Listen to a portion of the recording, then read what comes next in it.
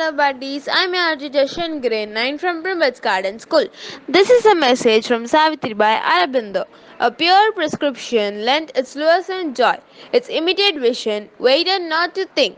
It enveloped all nature in a single glance.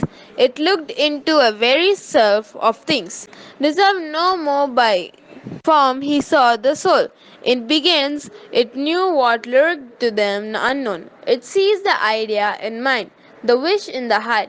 It plucked out from grey folds of secret. Canto 3. The Yoga of the Soul's Release 27. The motives which from their own side men hide.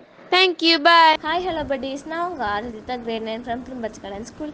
Today's Karma Yogi Appa's message. To send off, it is test in one such area, though it is possible to test in all areas. Thank you. Bye.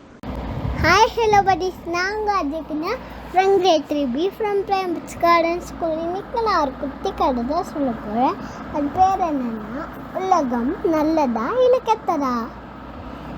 ஒரு ஊர்லேருந்து ஒரு ஆசிரியர் பாடெல்லாம் நடத்தி முடிச்சுட்டு யாருக்கா அது doubt இருந்துச்சுன்னா என் கையில கேளுங்க அப்படின்ட்டு அந்த ஆசிரியர் சொன்னாங்கன்னா, அப்போ ஒரு மாணவன் வந்துச்சு, எனக்கு ஒரு டவுட் சார் அப்படின்னு சொன்னாங்கன்னா, என்ன டவுட் அவர் கேட்டாரான், உலகம் நல்லதா இல்லை கெட்டதா அப்படின்ட்டு அந்த பையன் கேட்டானா. அப்போ அந்த ஆசிரியர் சொன்னாரான், பூனையோட பற்கள் நல்லதா இல்லை கெட்டதான்னு நீ கண்டுபிடிச்சிட்டு வா, உன் ஆன்சர் நான் சொல்லுவேன் அப்படின்ட்டு அந்த பையன் சொல்கிறாராம். அந்த பையனும் சரி ஆசிரியர் அப்படின்னு சொல்கிறான்னா, நைட்லாம் யோசிக்கிறானா, ஃப்ரெண்ட்ஸ் கேள்வியும் கேட்குறானா, ஒரு ஆன்சர் வரலைங்க. அதுக்கப்புறமா அடுத்த நாளே அந்த ஆசிரியர் அவனுக்கு சொல்கிறாராம், பூனையோட பற்கள் அதோட குட்டிங்களுக்கு மட்டும்தான் அது நல்லது. ஏன்னா அது வழி தவறி போடுச்சுன்னா அந்த வாயால் கப்பிட்டு சேஃபான இடத்துல விடும். ஆனால் அந்த பல்லே எலியை கடிச்சு உணவாக சாப்பிடுது. அப்போ நல்லதா இல்லை கெட்டதா? கெட்டது. அந்த எலிக்கும் கெட்டது. இல்லைன்னு என்ன தெரிஞ்சுக்கிட்டீங்க ஃப்ரெண்ட்ஸ்?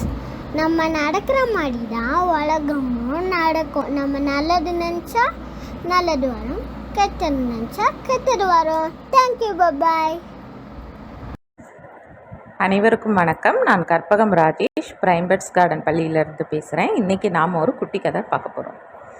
ஒரு கழுகு காக்காவும் கொஞ்சம் பக்கத்தில் ஒரே நேரத்தில் ஒன்றா சந்திச்சிக்கிற மாதிரி ஒரு சூழ்நிலை. அப்போ அந்த காக்கா அந்த கழுகை கவனிக்குது. கழுகு ரொம்ப உயரத்தில் பறக்குது, நல்ல இதுவாக பறக்குது. பறந்துகிட்டே இருக்கும்போது கீழே ஒரு எலி போகிறத பார்த்துட்டு அதோ கரெக்டாக கொத்தி தூக்கிட்டு போயிடுது.